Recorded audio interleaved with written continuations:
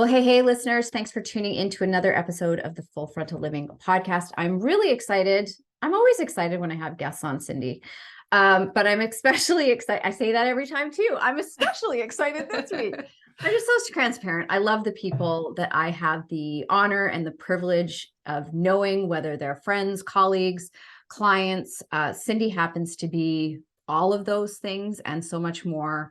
And it's so lovely to be reconnecting with her today. I'm so excited and proud of her because her new book is coming out. And it's so, it really took my breath away. I know I told you that in the email that I sent you.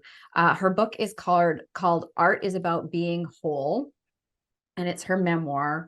And it really, really took my breath away because Cindy started out as a client of mine way back in 2019, which I was just saying was like a lifetime ago. And so much of our work together was about helping you to explore your vulnerability, which you were slightly resistant to. Yes, anyways, before we dive in more, because I could just go off on a whole tangent here, introduce yourself to everybody, tell them a little bit more about you, and then we are going to kind of dive into your book and the themes and just all the amazing stuff that people who read it are going to learn about themselves. So go ahead, Cindy. Awesome. Great. Yes, I'm Cindy Ingram, and I have been running a website for art teachers for the past 10 years, art class curator. And then in the last few years, I've branched off and work with just people in general about how to look at art and connect to it, and how to use it as a tool for reflection and self-development. And I started I've always done this, and that's what the book talks about, is I always have done this. I didn't know I was doing it. And just in the last few years, I've realized that art was always my really safe space. It was a really safe space to feel my feelings when I wasn't feeling them in my regular life. And so I've been, just helping other people connect with art. I live in Dallas. I have 2 kids, husband, 2 dogs. And I just started making art again for the first time since I was young as well in the last year or two. So I'm calling myself an artist now. You are an artist. You've always been a creative. I know. You've been a creative in denial, which so many of us high achievers are. And we're going to talk about that. So you really use, and you've been on the podcast before, and I'm going to link in the show notes the episode that Cindy was on, because she came on. This was like just before you were starting your journey into kind of coaching. You knew that you wanted to move away from the business you were doing. You knew that art was calling you in a new way. So it's really cool to kind of have this full circle moment, because you came on the podcast and you brought on a piece of art and you really challenged me to see different areas of it. So to see that now your entire book has become about this, and this is the direction your business has moved in, is really profound. And I think that that's what, it was one of the pieces of your book that I love so much, is how you take these amazing artworks and you share how you use them as metaphors in your own life to really see into your darkest corners, right? As you talk about going from anxiety and shame to this place of wholeness, right? And being healed, or in the process of healing. I don't know if we're ever really healed, but I don't actually look at any of us as broken per se. It's just this continual journey of like getting to know ourselves. So where I wanted to start, I kind of went through the book again and pulled out like, what would be some great pieces to share with the listeners. And your Gatorade story really stood out for me. So do you want to share a little bit about the Gatorade story and what it represented, represented to you? Okay. So I, like probably most of us in this country, have had, a really tormented journey with my body, with the diet culture that we live in. It's very dramatic, the stories we put ourselves through. But I was so fixated on appearing perfect at all times, appearing smart, because smart is the one thing I always knew that I had, that I was like, even if I feel completely like a mess on the inside, emotionally or whatever, I could always be smart. And so I had this view that of what smart people should and shouldn't do. That was when we worked together, and we had that conversation a lot of like, what can you do as a smart person and what you can't, and who cares if you're smart or whatever. But so I had this view of this smart person. And I also lived in a diet culture, which also, when I knew that most people were looking at what I was consuming. And then, so I was interpreting them telling stories about what I was eating. And so I would like to drink Gatorade every now and then, but I wouldn't let anybody see me drink Gatorade, because I would think that they would think that it's hard. It's like, I think that they think that they think that they think, but it's like, they would think that I was dumb, because they would think that I thought that Gatorade was healthy, when I knew that Gatorade was just sugar. And that was one of the talking points of the diet industry, is like, oh, Gatorade's not healthy, it's just sugar, so just drink water. So it was like, there was this shame about drinking the sugar. There was this shame about drinking people thinking that I thought it was healthy. And then there's this shame of, oh, because I drink Gatorade, that's why I'm fat. And so it was just like these layers and layers of shame. And I remember I was in therapy, it's probably my late 20s or mid 20s. And I was telling this Gatorade story to my therapist, and she was like, well, what is behind all of this? And the word that instantly hit me was shame. And it was the first time that I ever really thought of that word as what was actually the problem.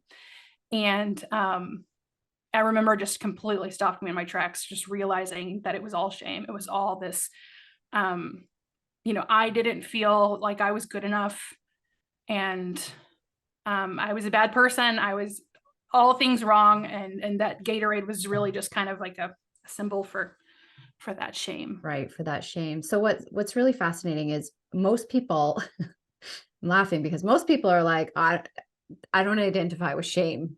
Yet most people are walking around in shame, not even realizing they're in shame. And shame is this underlying belief that we are flawed or broken, or there's something inherently wrong with us. And you can usually discover where you are feeling shame because it shows up as being fearful of what other people think about us.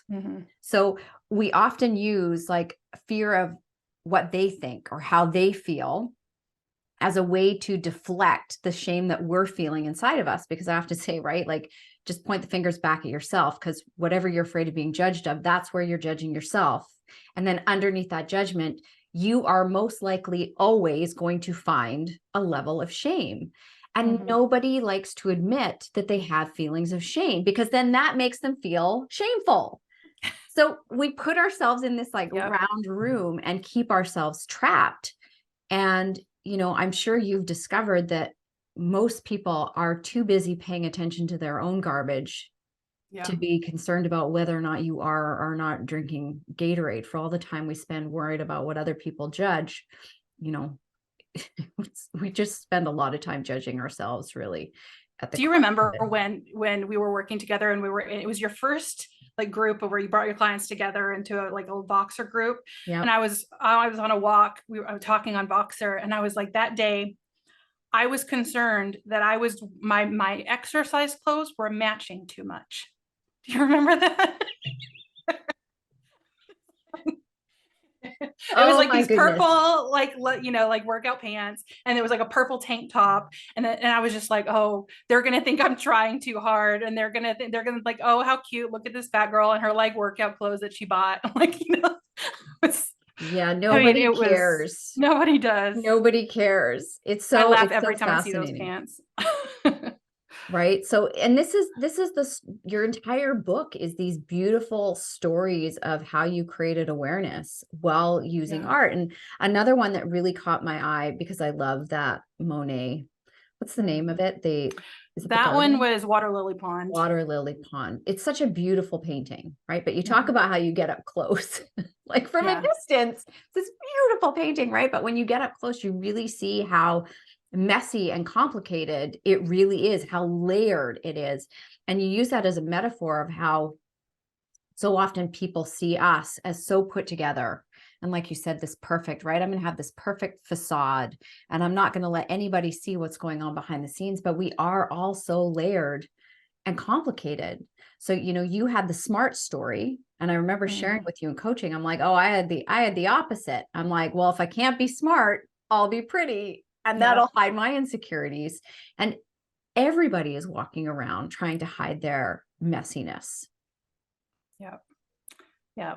That addition to the book was added kind of late. I was reading it, and what was so tricky. So, if you, listeners, if you haven't figured this out yet, each chapter is focused on a work of art. And then I use it as sort of as a metaphor to talk about usually a theme. Sometimes there's multiple themes happening in the chapter, but I was really stuck many times on the book on how do you really capture a feeling when there's no narrative behind it. So especially when it got to the point where you and I were working together, and it was just a lot of conversations. It was just a lot of noticing. It was a lot of looking around and seeing my environment and noticing how I felt. And there was no really solid thing to latch onto with the writing.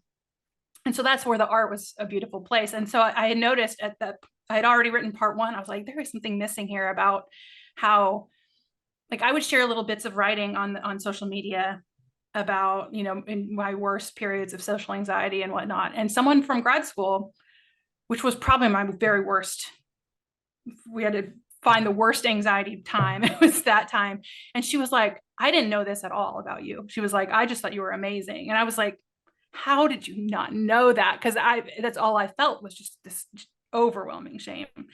And so that made me think, I was like, how do I capture that? And that's really what it is that painting is when you get up close and it's just a big mess when you get far away. But also too, and that what I point out in that chapter is that there's even a third layer to it, in that Monet actually curated his entire gardens.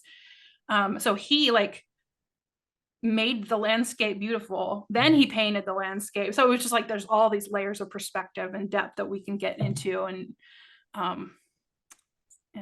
yes. Yeah, it's so true. I spent most of my life like you with high levels of anxiety, but I couldn't name the anxiety. Like if you had asked me, are you an anxious person? I would have said no. If somebody would have asked me, do you feel worthy and good enough? I would have been like, yeah, completely unaware that all these things were going on in the background. And it was because I was so disconnected from that feeling part of me. But like you, certain things would move my emotions. For me, it was more music, beautiful things, right? For you, it was more art. So there was always that gateway. But then I didn't know how to access it inside me. I just knew I would feel things, but I didn't know how to feel things.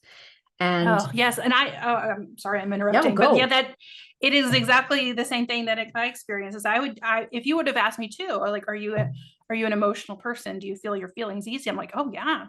I cry at movies, and in front of paintings, and I cry really easy when talking about myself. And, I feel things really deeply. But it was all of the emotion that was being shut out in the rest of my life that I just kept pushing down and pushing down, that would bubble up in these places. But I wasn't actually ever giving myself the time or the space or the capacity to really feel them and know what they are and why they're there and all of that stuff. That took a lot. Well, you didn't grow up in a home, and most of my clients didn't grow up in homes where we talked about feelings. Oh no. Ever. You just don't. Get on with it. And you learn really quickly what will make your parents happy and what makes them unhappy. And most kids want the approval of their parents and their, caretakers, school teachers, whatever it may be. And you just start adjusting yourself to fit the mold of what other people want and what other people like, and also picking up their stories or their frames of reality. And this is a lot of what shaped even your beliefs and image around your body. So when we started working together, it wasn't about, how can Cindy lose weight? It was about how can Cindy learn how to be at home and love her body more. It was never about weight loss. And a significant amount of the women that I work with, it is never about weight loss. That is not what I do anymore. It's, can you be at peace? Can you feel at home in yourself at any shape or size. I don't care if you want to lose weight or not. It's irrelevant to me, because that doesn't solve the underlying problem that most of us are struggling with, which is not feeling whole within ourselves. So this is why I thought the chapter you did, which the painting is just so like, you're going to have to look at the picture of this in the book, but the painting is very like you can feel the contrast, right? Like it's prickly. It's a prickly picture for me. Like I looked at it, I'm like, oh, you can feel the discomfort. And it's called Naked with My Mother. It's one person sitting naked, and then the mother sitting there fully clothed. Neither of them are looking happy at all. It's very awkward and uncomfortable. And it was just such a brilliant metaphor as you shared your journey around growing up with your mom.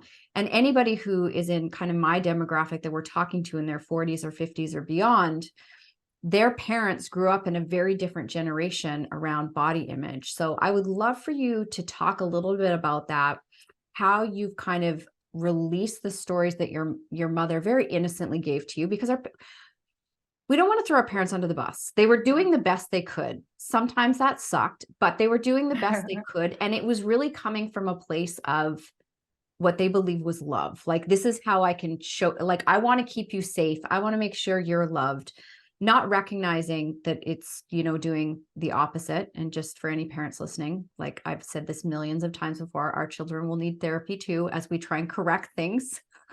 Yeah, I overcorrect. Right. We've all overcorrected. But I would love for you to talk about this journey with your mom. And I thought it was beautiful how you referenced that you were going to talk about your mom, because your mom's still on the planet. Yeah. And then how it relates to your daughters now, because this is a conversation that I often have with clients around, how do I talk to my kids? Like, how do I make sure my kids have a great body image? So share away on this, Cindy. Ooh, okay. So yeah, that artwork is amazing. I saw it in person at an art exhibit in Fort Worth a few years ago, and just so stunning. It was just, really prickly. And so this was it was really hard to write because my mom and I's relationship is ongoing. We are still a part of each other's lives. And I didn't want to feel like I was blaming her in any way. And because someone said once, it's not blame, it's just reasons. This is the context that we grew up in.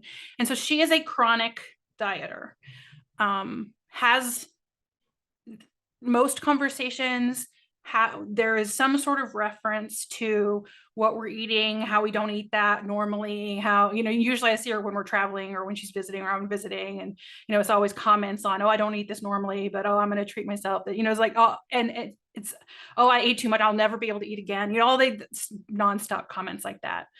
And I remember, my lunches when she would pack them in high school, it was like a half a sandwich and a few strawberries. And now I have a 9th grade daughter, and I'm like, oh my gosh, she would starve at lunches that I just, it's so weird. It's so weird to see like my child and know like what I was being fed at the same age. But, and so it was growing up around that. And you had helped me realize too, that it was like, I had to set some boundaries pretty early, about, okay, we don't talk about other people's bodies with me. We don't talk about my body. We don't talk about weight loss. Like there was, I had to set those boundaries because I just couldn't. I mean, the comments still happen, but she knows they're not accepted in my life. Right. And I would just want to interject here. If you're listening to Cindy and thinking like, well, what boundaries? Like you can actually set boundaries in your life and tell people like, hey, these are topics that are just off the table. Like, we don't talk about these. I'm not comfortable talking about that. You can actually tell your friends, your family, if you're not comfortable having conversations about your body, you're not comfortable about people commenting on your body, you can set those boundaries. And that is a healthy thing to do. Yeah, that it has helped a lot.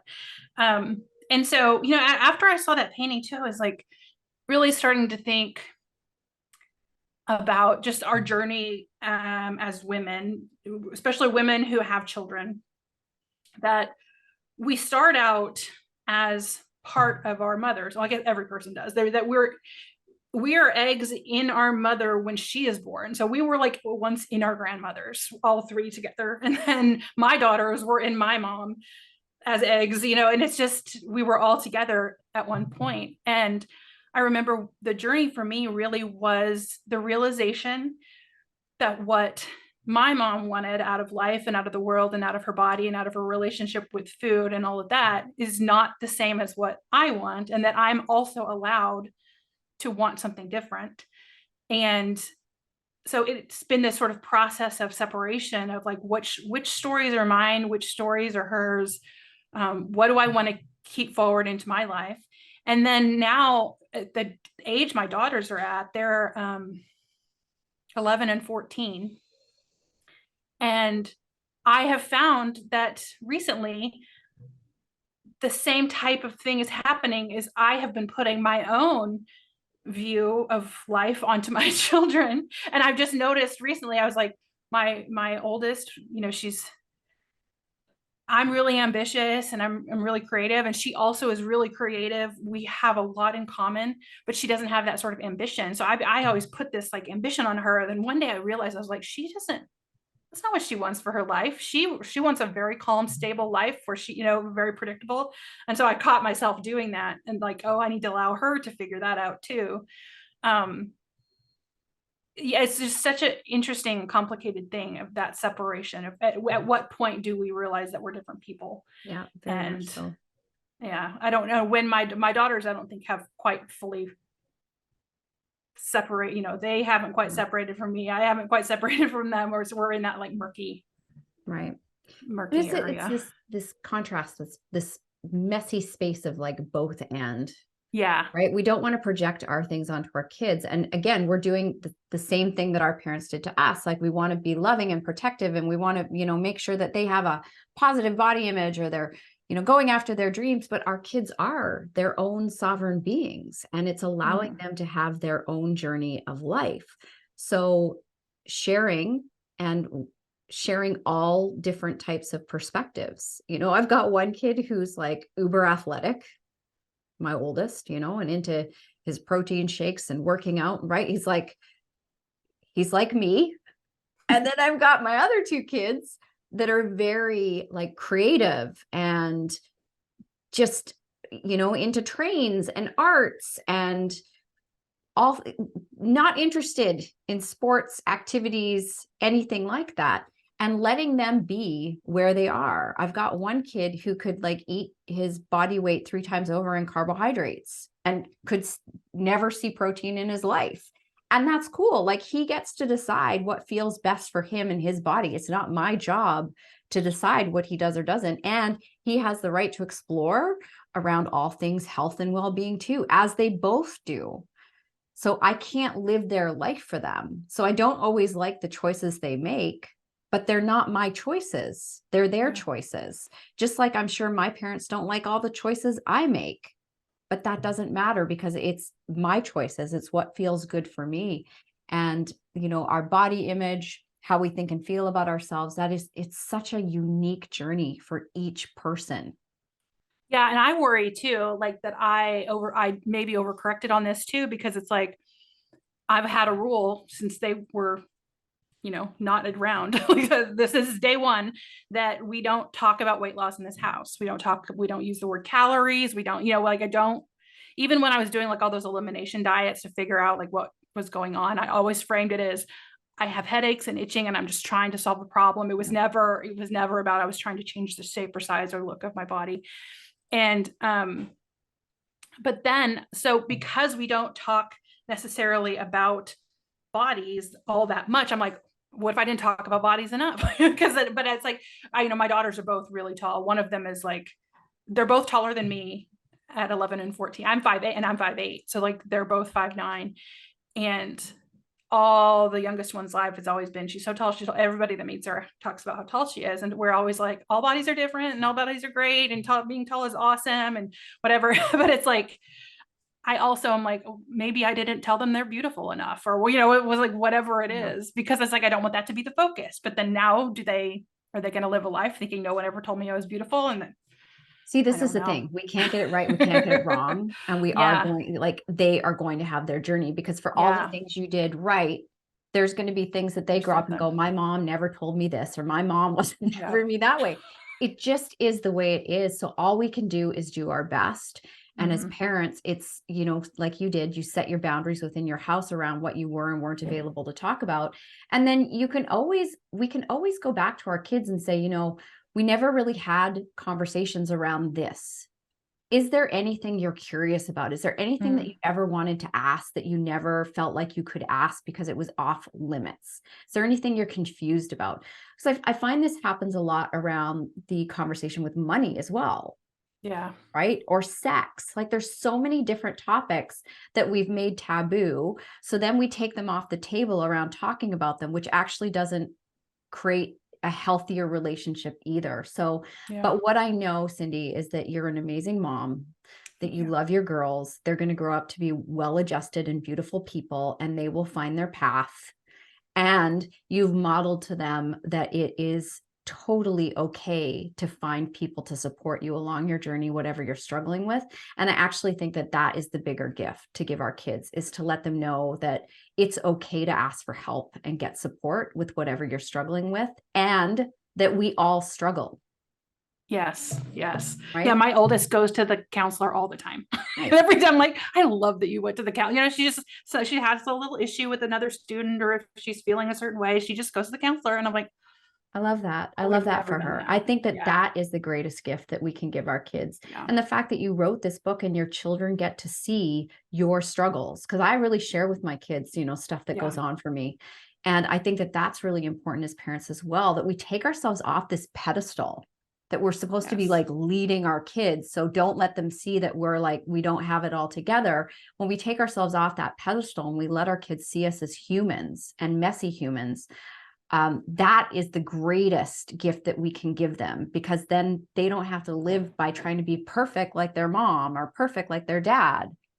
Yeah. Like, I grew up thinking like all houses have to be spotless, and that, you know, there's all these things that I expected of myself as an adult that are not realistic. Like, to always have my mom always had the dishes clean, and, you know, but she worked at home and did daycare, and that was her job. So she was like, cleaning the house was part of her job because kids were coming and she was caring for them. So, but then I take that into my life as like, oh, I always have to have all my stuff organized and clean and all this stuff. And it's just like, why am I holding myself to expectations are not my own? Exactly right. Like, my mom was the cookie baking mom, the Girl Guide Scout mom, the be at the school helping out mom, and I love her for it. But that's not wired into my DNA. And I had a lot of shame around being a mom, because I was like, I'm the mom that wants to work. I'm the mom that wants to like earn the money. I'm the mom that wants to, I'm just going to buy the cookies because I don't want to bake the cookies. And it was really, really challenging for me. You know, like, I don't want to be the mom that's cleaning the house. I don't get any joy out of that. That doesn't make me feel good. And for some women, that's how they express and show love to their family, is by how they care for their family. To me, that's not high on my list of values. But it took me a long time to reconcile that.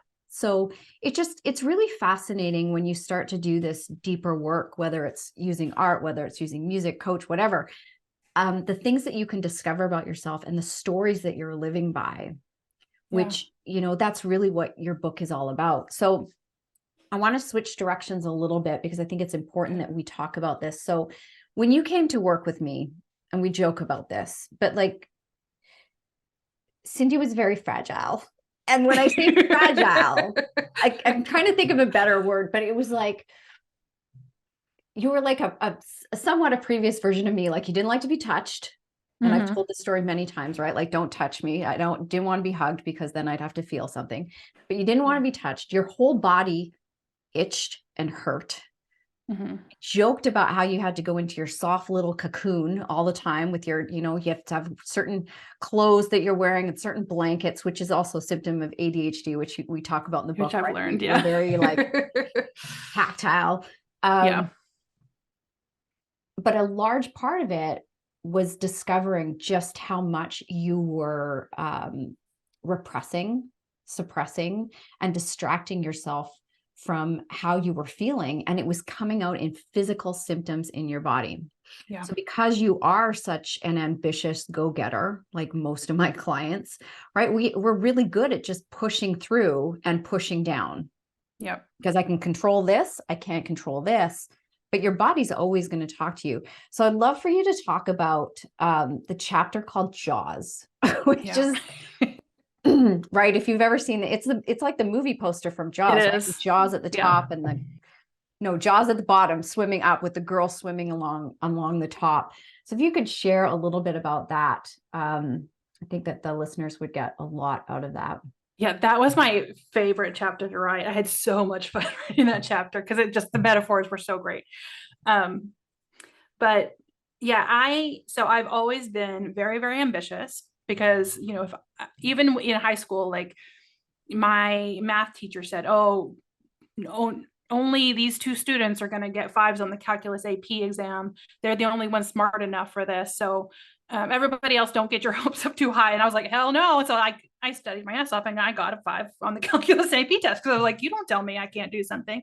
And so I was super ambitious. And I always wanted to start a business. I started my business in 2014 and it was so fun. I did love it. And I loved being able to create something out of nothing. And I loved that I was making a difference and in all of this. And so, but as I started to get into the business, I started to buy into all of the online business marketers who are like 10x, 10x, every year you have to get bigger and better and bigger and better. And you can never go down, can never rest. You just keep going and you just keep going. And as I did that, I started to follow their advice more. I started even using their scripts for things and just trying to build this business and trying to grow year by year. And then it got to the point though, that I remember around when we started working together and around that time, I started to be like, this isn't fun anymore. I was like, there's it just feels too hard. It feels like I couldn't do it. I felt like everything I tried was just kind of plateau, and you're not supposed to plateau, you're supposed to 10x. And so I was not 10xing. And then I started, I would do these big launches and it would take me longer and longer to recover from them. So, it's all the work of doing the launch leading up to, and it's, working around the clock and I'm so distracted by that I'm, forgetting to eat, forgetting to take care of any physical needs. And then it would take me like, okay, maybe the first time I did it, it took me a couple of weeks to feel better. And then it took me a month and then it became like the entire fall. I couldn't work because I was so tired from the launches. And so I was like, well, I'm just working too hard during the launches. Then I stopped working as hard, but still would have that recovery. So I was like, there's clearly something happening that is not that I don't know. And then I kept hearing all these online business people saying, to get out of your own way and, what got you here won't get you there. And I'm like, what does that even mean to get out of your own way? I was like, how am I even in my way? I had no idea. But then I started to, I was, itchy all the time. I have chronic migraines. I think I had indigestion at that time too. There was like all these things. Those were the main ones. The itching was the main ones. Like if anybody would touch me, it would just hurt. And so I just started to try to figure out like what was going on. I couldn't write anymore. I couldn't not even like a sentence. If I had a sentence to write, I would literally tell the person on my team who would write things. I was like, can you write me 2 sentences about this? Like I couldn't even write 2 sentences. And now I wrote a whole book. And so it was just that constant thing of like, if I just keep working, if I just keep working, I will never, I can ignore all of the things kind of lurking under the surface. But it got to the point where my body wouldn't let me do that anymore. And so I had to slow down and figure out what was happening. Yeah. The physical and emotional repercussions of just pushing through all the time. Yeah. It's like a you can only ignore the room of screaming toddlers for so long until, like you have to pay attention. And I talk about emotions that way. Like they're all these little children that just want to be seen and heard. And you're like, 5 more minutes, 5 more minutes, 5 more minutes. And your body was screaming at you. And I remember all the things that we had you let go of. Like we did an audit basically of your life. We had you turn off all your alerts. We gave you permission, which you didn't really need permission, but sometimes you just need someone to say like, what, I can do that? Leave groups. Yeah. Right? I left 3 of those online marketers. I was in 3 intensive programs. Yeah. Like to just say like, I've outgrown this space and I need to let go. And you left like, I remember groups with was it the PTA, the PAC, something at school, but like, you left some groups. I'm like, why do you need to be notified about this stuff, Cindy? And just turning off your notifications so you weren't at the mercy of the world constantly, because you are so sensitive energetically, yet you weren't doing anything to care for yourself around that. It was like you were literally standing naked out in the world and just letting people throw rocks at you all the time. Yeah. And I didn't know until it was this really layered approach. It was like I had to get through the shame first. I had to get through the social anxiety and got through that. And then I had more layers, other things to get through. And I had to get through like worthiness and and then I had to get through all the things before I even realized that I have like really intense sensory issues. Like I had no idea that I'm completely overwhelmed by my surroundings. I just didn't know because I was just used to feeling bad anywhere I went. So I just assumed it was anxiety or assumed it was something else that I didn't know that like, now I know. I'm like, oh, if I'm going to go to a place that is going to have a lot of people, I have to make sure that I like go at a time when there's fewer people. And then I have to like make sure I'm wearing something really comfortable. Because if I'm wearing anything with a tag or anything scratching me, it's going to make it, and the sounds, I have earbuds now. It's like, but I had no idea. Like, how did I make it 40 years without knowing that? Well, this is the power of being human, right? We adapt and we cope. But there comes a point in our lives where our coping strategies are actually the things that are like taking us out, right? They're the shark lurking in the water. And it's just, kudos to you for the willingness to be curious about what else is going on here for me and diving into the work, because it was hard for you. You had to let a lot of stuff go. I remember you struggling around your business and like, what do you do when your business is making good money and you need to be like, I can't even write 2 sentences right now. I mean, I've just come off a year that has been really, really challenging in my business. And I've just had to say it. It's okay.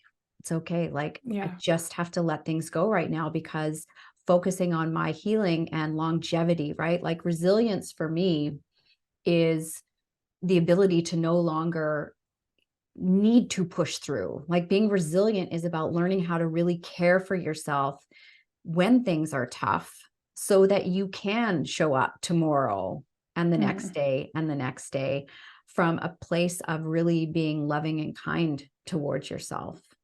So it's just, I love your journey, and I love that it's culminated in this book. And this was a book that was not initially what you set out to write, which I also love. Like this turned into, oh my God, I'm writing a memoir.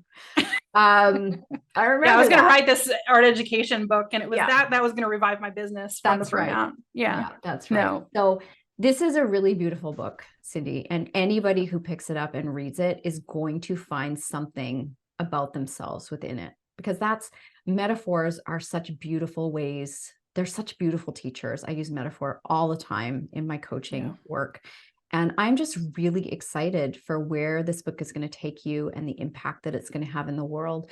But more importantly, just from, as a friend, as a coach, as a colleague, I'm so proud of you for what it's worth, because I know the journey it's taken you to be so open and so vulnerable and so raw.